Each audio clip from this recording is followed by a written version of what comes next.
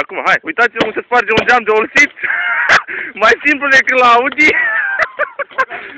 Cu țărcanul că ea s-au chinuit cu cheia.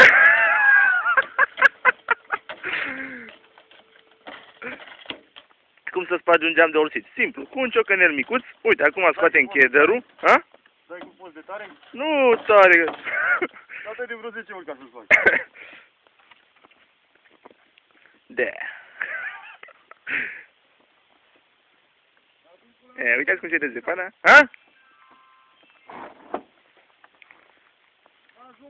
N-ajungi. Sparge și pe ăsta. Ha, mă, pula mea, desfaci. Bă! Chichi!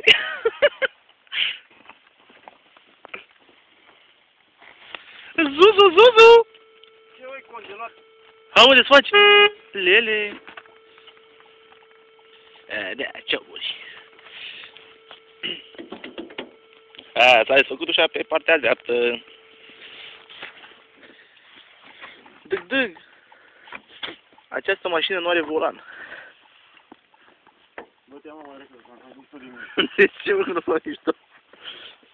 Te bag pe YouTube, dă-te în care meu. Te-a apucat caravarile, dă-o telecomandă. Na.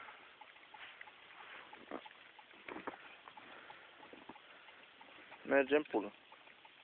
Cred că nu era băgată mufa de la alarmă.